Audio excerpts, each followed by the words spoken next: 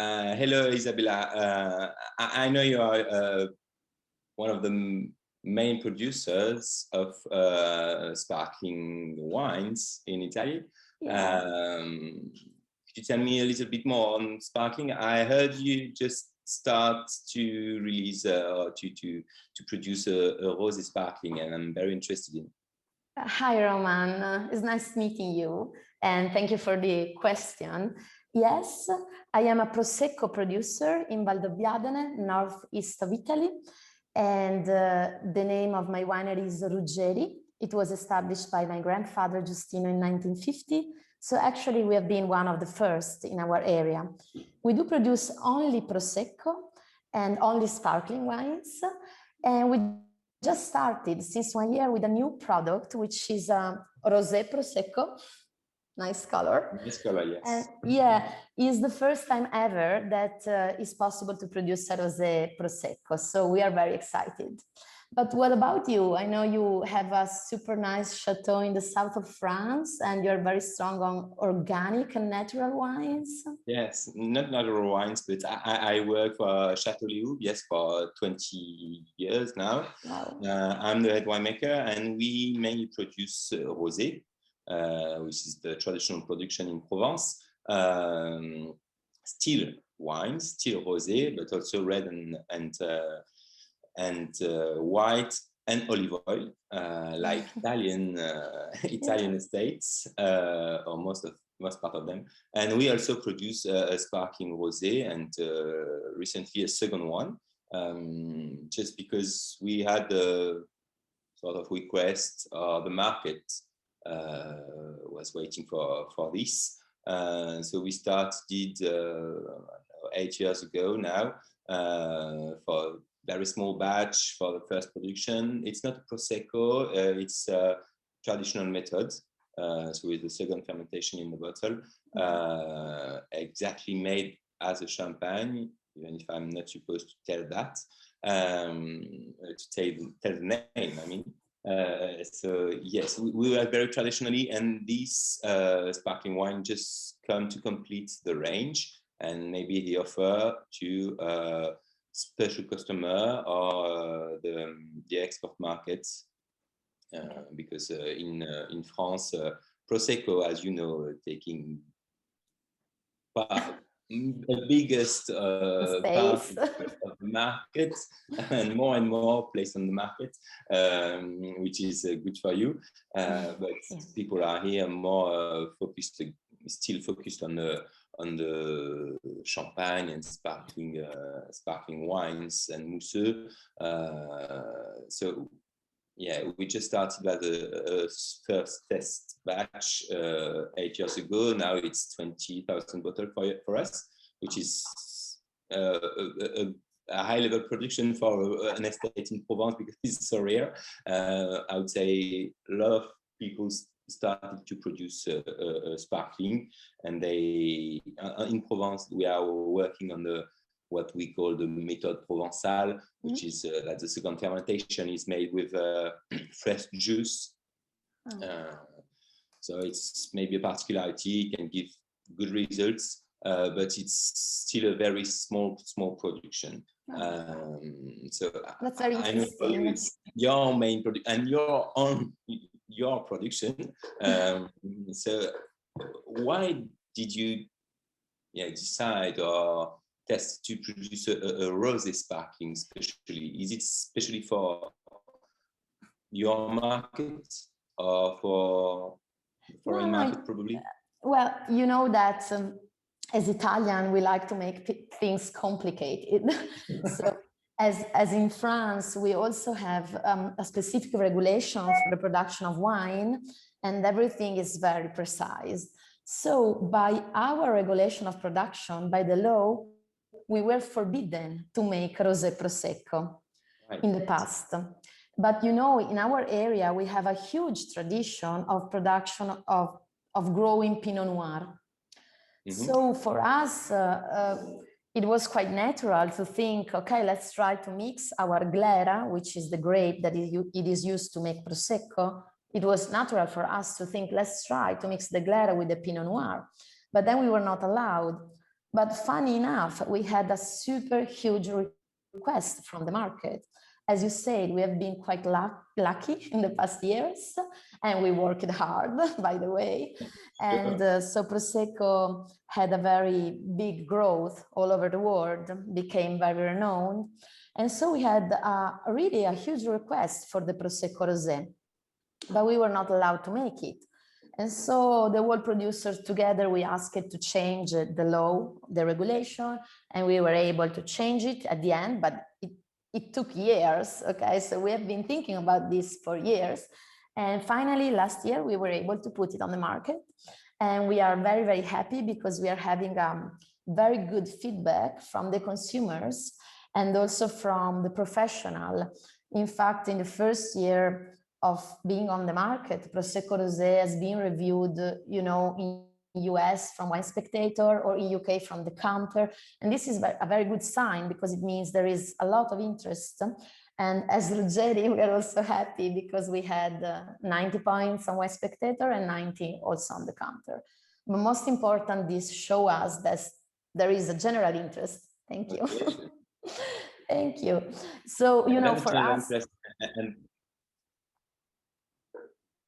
and more people for maybe something different. Not one, not a drink, just, sorry, the connection is... No, I hear you. Yeah, it's, I would say, the good mix and the good balance for maybe new customer or people who just expect something different, a mix between a drink, a normal drink and wine.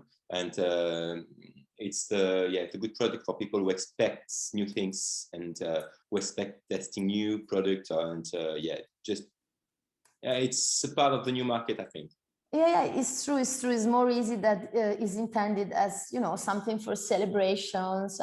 But at the end of the day, I think that like in our case, but I think also yours, is made with a good % of Pinot Noir. So it is like our Prosecco Rosé, it is an easy drinking wine, but it's not so banal. I mean, it's you know, it's salty, it has a mineral note. Because you know better than me the Pinot Noir, so it's very interesting. Yeah, I mean, the wine looks easy to drink. It's not a basic wine or a normal wine. It's but if you want people to appreciate the wines, the last question on the blending test, on the blend testing is it fine? Is it technically good enough? Yes, of course, or not. And you have to work again. But the last question is it balanced enough? Yeah. And, do I like it? And will I take more? Will I drink a second glass? Yes or no? That's the last question, and I think the most important, because we are not only producers, you know, we are also sales man and woman. But that is absolutely true. Otherwise, you would just go for, I mean, the consumer would just go for something new, but then he's tired and he doesn't want anymore. Instead, as you're saying, you need to have a real quality inside. And I think that lately, something that the people are looking a lot for new things, but they're also looking a lot for conscious producers, you know, like I have this feeling the consumers, they really want to inform themselves and they're really interested in choosing wines from people that work respecting the environment. I think this is super important right now. Yeah, but if we are, I would say,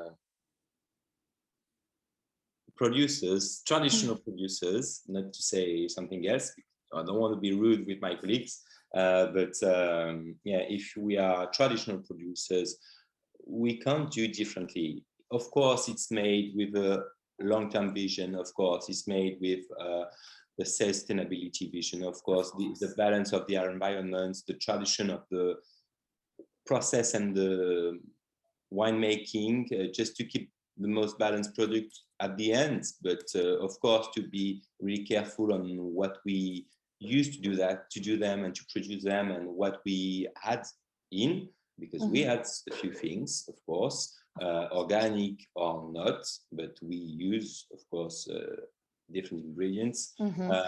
So yes, people are really careful now about, I would say, the good sense of production, the good way of production. It's not only the final result. The final result is very important, but when we are producer like us, of course, it's normal to take care about everything, the environment, the sustainability, the long-term vision, and the balance of the product. And for the consumer, it's very important to have the final taste and the final balance and to enjoy the wine. But they have to be sure that everything is respected, I would say, to produce these wines. And it's, I think, your way to produce, and that's the way I produce. I can't do differently, in fact. Yeah, I totally agree with you. In fact, like us, I mean, me and my family and also the grape suppliers that are working with us, we do live in this place. I mean, it's our life. So for us, it's like normal to, you know, take care of our place. But lately it became very important to communicate it, and it's okay. I mean, it's a good point that people are interested in that, but it's not always so easy. No, it's not always easy to explain what we do normally. Yes, and to just put words on just what happened every day. So yes, but we are working on it, but we are not equal on this communication. I know some countries are more efficient. But you are very good in France, I think, usually. Not compared to other countries. So Romain, which grape variety is inside your sparkling rosé? So we use mainly the Provençal, the variety we usually use in Provence. So for the second one, we just released this year on the Love Sparkling by Léoube.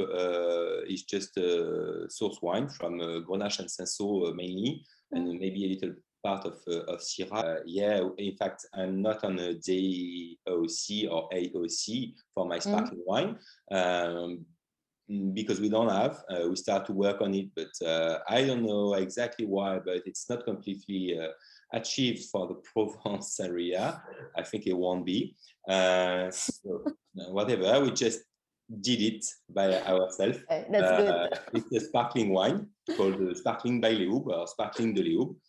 It's made from Cabernet Sauvignon and Sauvignon Blanc and Cinsault for the first one. And the second one is just a Provence wine. I used to have a second fermentation. The first one is in a bottle. The second one is for the first product is in a bottle, the Sparkling Léoube, and the Sparkling Love by Léoube is a fermentation in a tank with like us. Yes, and we just start the second fermentation with fresh juice. So it's just a different style for a different occasion. Yeah. So it's not Pinot Noir. We don't have in South France. Good. Well, thank you. That was very interesting for me. Yes. Yes, and looking forward to meeting you in real maybe. And maybe we can taste the wine together next time. I hope so. That would be great. Thank you. Grazie, Romain. Welcome. Ciao. Bye.